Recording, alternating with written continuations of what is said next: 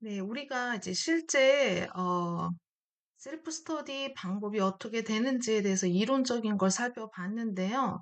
이제 보고서 작성하기는 이제 맨 마지막 단계에 이루어질 거기 때문에 아이가 아직 저희가 보기에는 조금 구체성이 떨어질 수는 있습니다만 그래도 이제 이것이 어떻게 보고가 되는지 그런 것들을 알아야 이제 분석하는 데 우리가 활용할 수 있기 때문에 보고서 작성할 때 좀 주의해야 될 점, 그다음 그 과정에 대해서 살펴보도록 하겠습니다. 이 제7장은 보고서 작성하기입니다. 저희 셀프 스터디는요, 보고서를 작성함으로써 개인의 반성의 과정이 공적인 지식으로 전환이 되는 겁니다. 그러니까 내가 혼자 하면 그냥 일지인 거죠. 일지가 아니라 아까 말했던 것처럼 이제 보통 초등학교 교사들이 수업을 할 때 수업 진행에 너무 신경을 쓰다 보니까 개념 이해를 놓치는 것이 어떤 교사의 문제가 아닐 수도 있습니다. 많은 교사들이 그렇게 할 수도 있는 거죠. 그러면 이것이 공적 지식이 됨으로 인해서 어떻게 됩니까? 이제 교사들이 이제 수업 진도라든가 수업 그 원활하게 하는데 너무 초점을 둠에 따라서 이제 개념 이해 정도를 놓칠 수 있다. 이런 것들이 공적이 될 수 있는 겁니다. 그래서 셀프 스터디 보고서를 작성하는 것 자체가 이게 개인이 경험이 아니라 이제 공적 지식이 되는 거다라고 보시면 되겠습니다.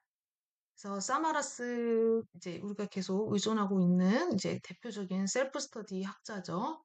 보고서 작성이 셀프 스터디 마지막 단계가 아니라 탐구 과정 전체를 통해 지속적으로 이루어지는 활동이라고 이야기했습니다. 그러니까 무엇을 보고할 건지에 대해서 우리 인지를 해야 되는 거죠. 보고서 작성은 탐구를 종결하는 것이 아니라 개인적 성찰을 타인과 공유 가능한 형식으로 재구성하는 지식 생성의 과정이다. 셀프 스터디를 왜 한다? 지식 생성 과정을 하는 거죠. 그러니까 우리가 어떤 걸 생성해낸다라고 하면 이게 도움이 돼야 되니까 생성하는 거죠. 그러니까 내가 내 수업을 그냥 보고 즐기는 것이 아니라 초등교사의 어떤 이런 어떤 수업 형태를 공적으로 만들겠다. 그럼 어떤 모습을 드러내느냐. 이런 부분이 되겠습니다. 그리고 여러분들은 굉장히 문화적인 존재이기 때문에 어떤 수업이 개인의 특성이 들어가 있기는 하지만 사실은 우리 학교 문화, 교실 문화의 단편적인 걸 보여주는 모습이 되겠습니다. 따라서 그 어떤 장면이든지 간에 그것은 공적 성격을 가지고 있다라고 볼 수 있습니다. 이렇게도 생각해 볼 수 있겠죠. 여러분이 내가 교사고 우리 교실에 있는 정권을 가지고 있으니까 내 마음대로 수업하겠다. 이런 선생님 있으신가요? 거의 없다고 봅니다. 우리는 그 국가교육과정이라는 것이 있고, 그 다음에 교과서, 굉장히 공적인 성질을 가지고 있는 교과서가 있고, 그 다음에 연간 계획, 월간 계획, 이런 것들을 차원에서 관리를 하고 있기 때문에 난 내가 하고 싶은 것만 가르친다. 이런 선생님이 있을 수는 없습니다. 즉, 내가 하는 행동 자체는 본래 나만의 것은 아니었다라는 거죠. 공적인 성질을 가지고 있었다는 그런 의미가 되겠습니다. 그래서 셀프 스터디 보고서는 일반적인 양적 연구 보고서, 이제 통계적 방법을 근간으로 하는 그런 보고서와는 다른 특성을 가지고 있는데, 연구자 자신이 연구의 주체이자 대상이기 때문에 1인칭 서술이 허용되고 권장이 됩니다. 또한 연구 과정에서 발생하는 불확실성, 모순, 예상하지 못했던 발견을 솔직하게 드러내는 것이 실제로 신뢰성을 높인다라고 보시면 되겠습니다. 이제 사실 양쪽 영역도 마찬가지인데요. 뭐 했더니 좋다, 뭐 통계적으로 유의미했다, 이렇게 나오면 신뢰가 가지 않습니다. 아니, 그래서 어떻게 했다는 건데, 이런 것들이 궁금하기도 하고, 굉장히 강압적이었을 수도 있고, 뭐, 어쨌든, 뭐 긍정적으로 답변이 나왔다? 이건 약간 좀 거짓말일 가능성이 높다, 이런 생각을 가지게 되거든요. 그래서 이제 수업에서 발생하는 그런 모순, 예상치 못했던 순간, 불확실성이 사실은 다 있는 거예요. 예를 들어서 어떤 개념을 가르칠 때 굉장히 어려웠던 순간이 이제 이렇게 공적으로 나왔다라고 했을 때 그 장면을 잘 보니까 결국은 뭡니까? 교육과 문제였다라고 결론이 날 수도 있고 교과서의 그 과제가 문제였다라고 결론이 날 수도 있습니다. 그러니까 그거 자체가 우리가 어쨌든 발견하면 좋은 방향으로 개선할 수 있었던 그 장면과 관련된 거일 가능성이 높습니다.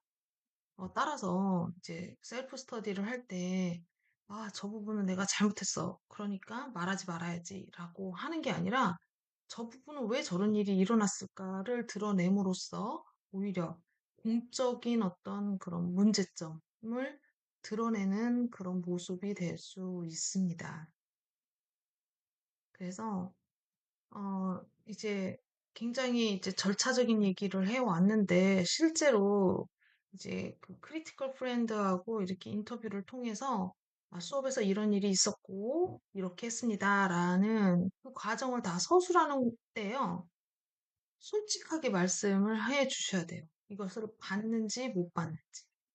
그리고 크리티컬 프렌드도 수업 보기 때문에 교사는 못 봤지만 크리티컬 프렌드는 봤던 부분이 있고, 그 역도 마찬가지겠죠. 그렇기 때문에 이제 하게 됩니다. 지금 이게 굉장히 잘 이루어지고 있구나. 아니면 이거는 조금 우리가 대화가 잘 안 되고 있는데 이런 걸 느낄 수가 있겠죠. 그래서 이제 그 사람이 보통은 전문가가 크리티컬 프렌드가 되어서 내 수업을 가이드하는 게 아니라 같이 한다라고 생각을 했을 때 솔직해야 이 수업을 원활하게 더 체계적으로 분석을 할 수가 있습니다. 그래서 셀프 스터디 보고서를 저희가 이제 마지막에 작성을 할 건데요. 그때는 이제 크게 이렇게 쓰시면 되겠습니다. 서론, 연구 문제가 뭐냐? 우리가 이제 연구 문제 생각해 보기로 했죠. 거창한 것이지 않아도 된다. 개인적이고 내 맥락에서 발생하는 탐구 문제면 된다라는 거죠. 그래서 내가 이거를 잘하고 있었나? 뭐 그런 거 모든 것들이 다 질문이 됩니다. 그래서 서론에다 그런 걸 쓰는 거죠. 내가 교사 경력 몇몇 차인데 이런 부분은 잘 되는지 조금 살펴보고 싶었다. 이런 것 자체가 예, 연구 문제가 될 수 있습니다. 예, 두 번째는요. 예, 두 번째 단어는 이제 이론적 배경을 쓰는 건데, 이제 뭐, 노티싱 이론이 뭔가, 셀프 스터디 방법론이 뭔가, VN 프레임워크가 뭔가, 이런 건데요. 이런 것들은, 될 걸 보고 같이 따라 쓰는 연습을 한번 해보도록 하겠습니다. 왜냐면 여러분은, 지금 이제 배우는 과정이기 때문에, 그냥 이런 이론들이 있다, 이것을 본인의 말로 쓰는 그런 연습을 하는 거라고 생각하시면 되겠습니다. 세 번째는 이제 연구 방법인데요. 이것도 이제 일반적인 연구 방법인 걸 제가 알려드리면 같이 써보는 방식으로 해보겠습니다.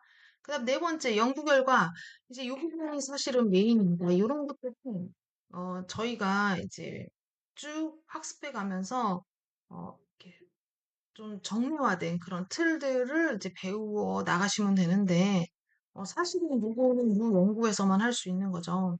그래서 내 수업을 분석하고, 그거를 어떻게 범주화하고, 패턴을 어떻게 찾는지, 거기까지 같이 해보도록 하겠습니다. 그 다음에 이제 논의는, 이제 결론을 쭉 보면 내 수업에 아까 이 처음에 문제점이랑 관련된 답을 찾을 수가 있어요, 우리가. 네, 반드시 찾아집니다. 그래서 그것들의 의미를 풀어내는 게 되겠습니다. 그렇게 되면 이제 결론에서 뭐예요?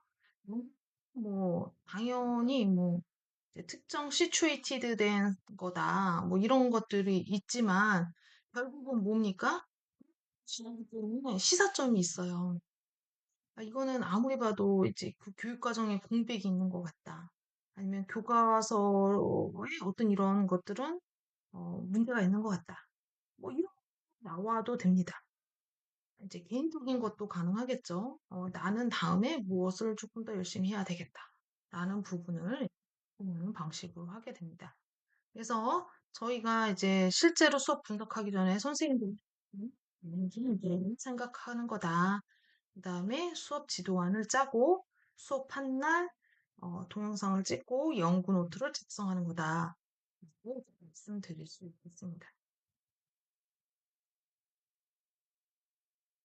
그러면 이 셀프 스터디를 보는 사람들이, 아, 이 연구 참 잘 됐다. 이거는 정말 공적 지식의 의미가 있다라고 할 수 있겠죠. 이제 그런 것들이 뭐냐면, 아, 정말 그렇구나라고 하는 신뢰성이 있어야 되는 건데요. 이제 질적 연구라고 하는 것은 사례로부터 일반화된 지식을 이끌어내는 거기 때문에 이 사례를 정말 잘 드러내는 게 되게 중요합니다. 다시 인류학 연구로 이제 예를 들자면 어떤 문화예요. 관찰자가 들어가서 이 문화는 이런 특징이 있다를 설명을 해야 되는 거죠. 그리고 내가 뭐 한 일주일 있다 온 게 아니다. 뭐냐? 한 6개월 있어 보니까 이 사람들은 이런 상황에서 늘 이렇게 했기 때문에 이런 의미가 있다라고 얘기를 해서 그런 모습들을 쭉 보여주면서 신뢰성을 쌓아나가는 겁니다. 되게 TV 프로그램 중에 장수 프로그램인데요. 인간극장이라는 프로그램이 있어요. 월화수목금 5일 정도 아침에 이제 짧게 어떤 개인의 삶을 비춰주는 그런 프로그램인데요. 그 인간극장이 이제 5일이나 방영이 되잖아요.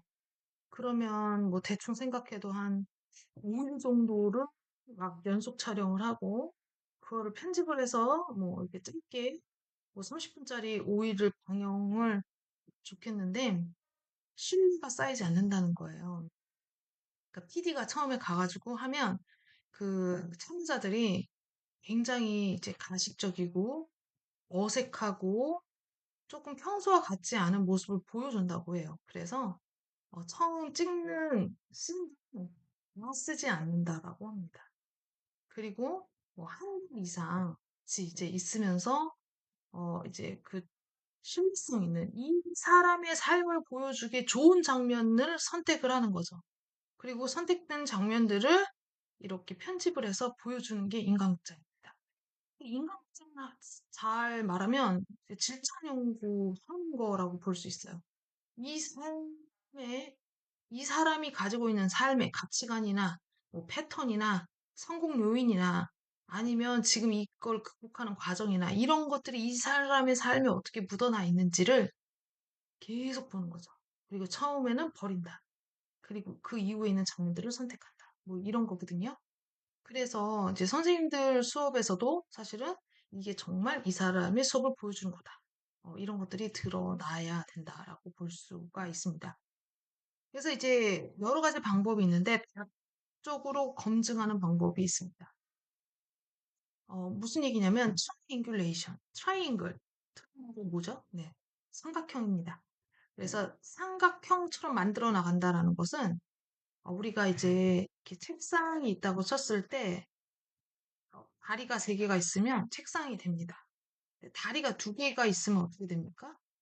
네, 안정이 안 되죠? 서 있지 못합니다. 다리는 세 개는 있어야 서 있습니다. 이 책상이.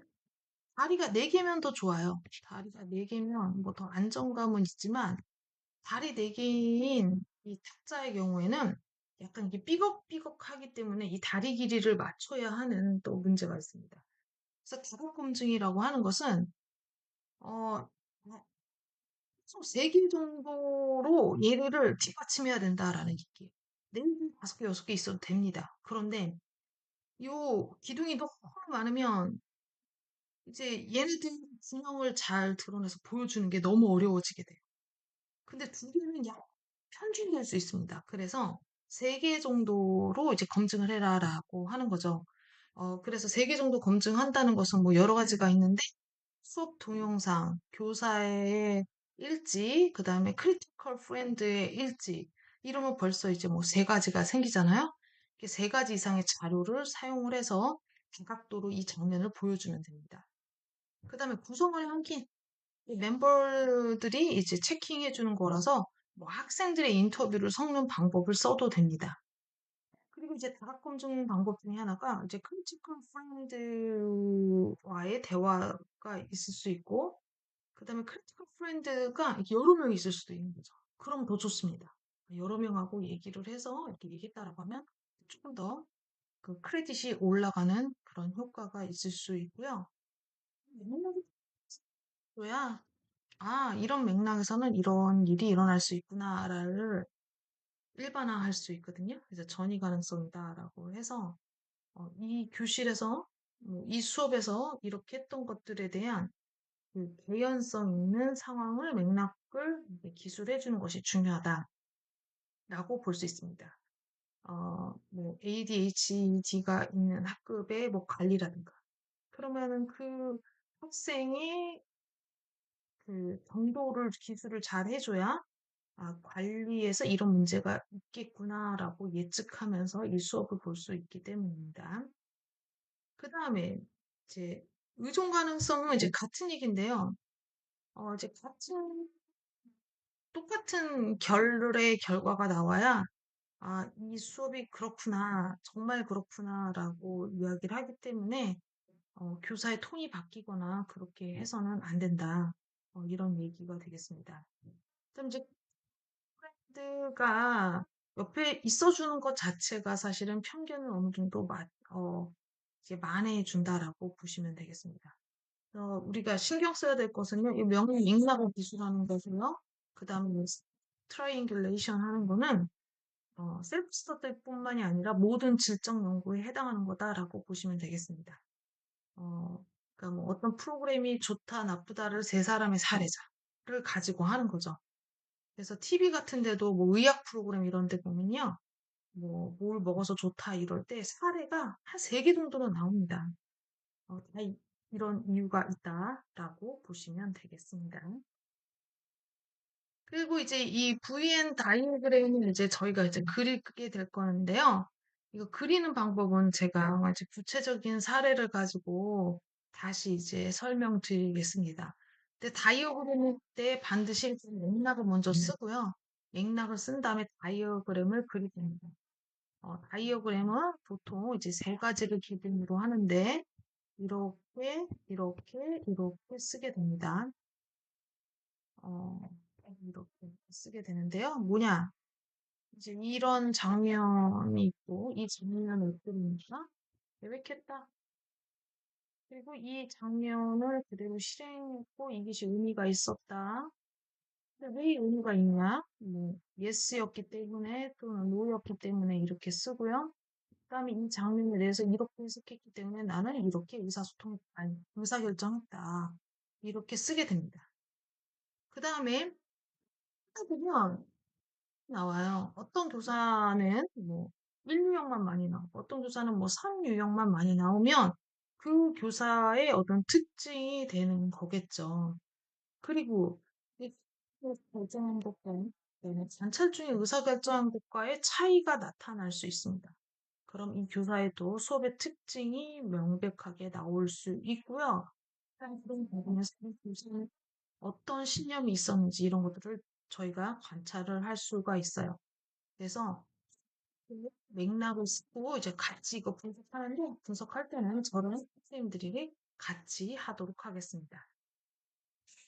그러면 이제 셀프 스터디에서 연구자는 어떤 사람이냐? 이제 교사 자신이 되겠죠? 교사 자신이 수업의 주체면서 수업을 관찰하는 사람인데 결국은 연구자에 대한 정보도 들어가야 됩니다. 그러니까 나는 뭐 교사 경력 1년 차다. 나는 교사 경력 10년 차다. 그런데 뭐 농어촌 지역에서만 10년 했다. 그럼 그 농어촌 지역에서 10년 하고 지금 그 관련된 수업을 하기 때문에 이 수업 맥락에 10년의 경험이 있다. 이런 걸 얘기할 수 있는 거죠.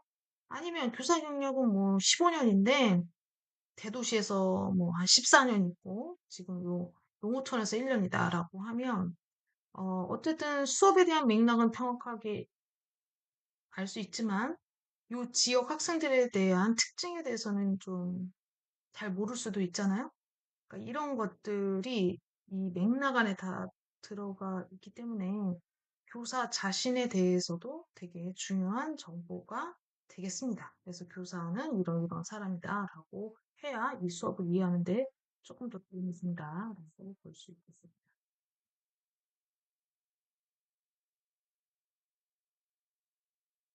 예, 그다음에 마지막입니다. 그래서 이제 보고서를 작성할 때 이제 우리가 어떤 점을 주의해야 되냐라고 했을 때, 이거는 본질적인 문제였죠. 셀프 스터디, 뭐야, 나에 대해서 쓰는 거기 때문에 굉장히 내 마음대로 쓰기가 좋아요. 기분이 좋으면 막 잘했다라고 쓰기도 쉽고, 기분이 나쁘면 막 자기 비하를 하기도 쉽습니다. 그리고 이제 우리가 너무 속상한 거는 잊어버리고 싶어 하기 때문에, 이건 뭐 그때는 어쩔 수 없어. 이러고 넘어갈 수도 있습니다.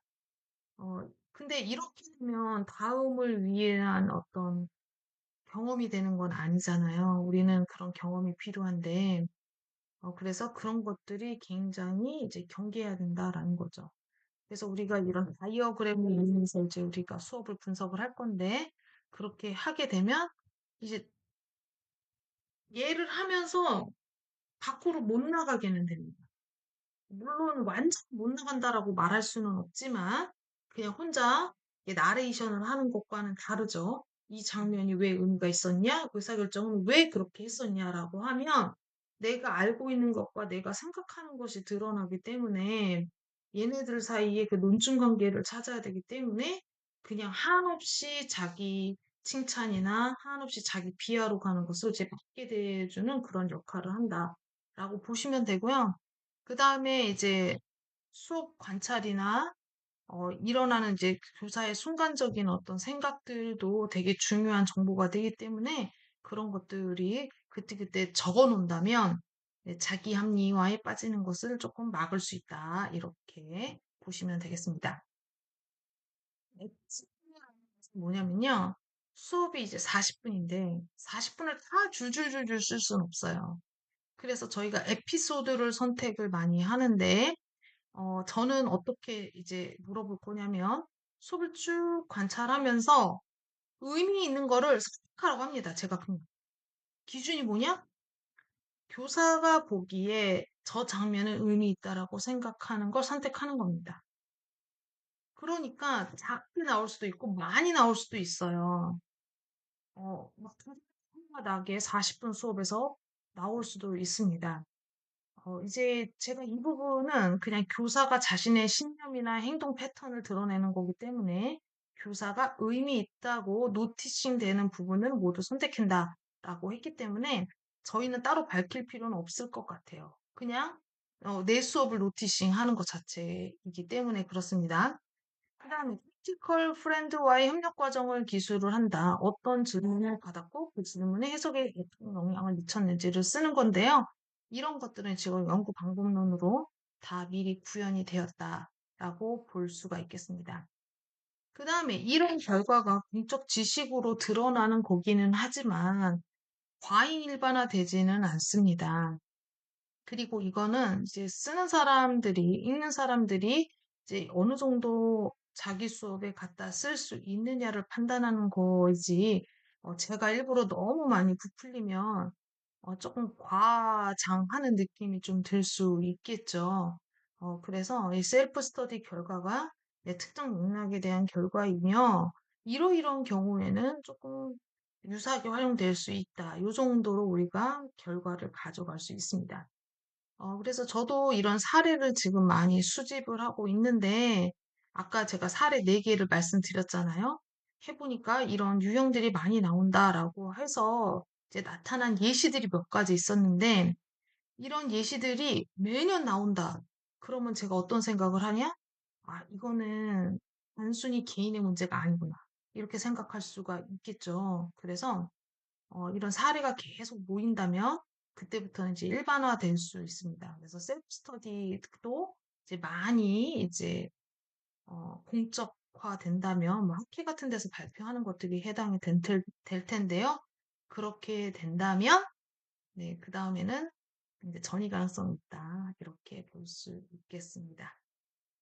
네, 이제 보고서 쓰는 거에 대해서 저희가 이제 얘기를 했기 때문에 선생님들이 이제 정확하게 아셔야 되는 건 이 셀프 스터디 하는 과정에서 좀 써야 되겠다. 수업 일지를 써야 되겠다. 이렇게 생각하시면 좋을 것 같아요. 그래서 계획할 때 고민했던 부분, 그 다음에 수업하고 뭐 당황스러웠던 부분, 예측하지 못했던 부분, 이런 생각들 좀 작성하시고, 그 다음에 수업 분석할 때 활용하시고 하면 굉장히 의미 있는 결과가 나올 수 있다. 보고서를 쓸 때 잘 쓸 수 있다. 이렇게 이해할 수 있습니다. 네, 그래서 보고서 쓰는 방법에 대해서 살펴봤고요. 다음에는 이제 어떤 사례 결과를 중심으로 해서 살펴보도록 하겠습니다. 네, 수고하셨습니다.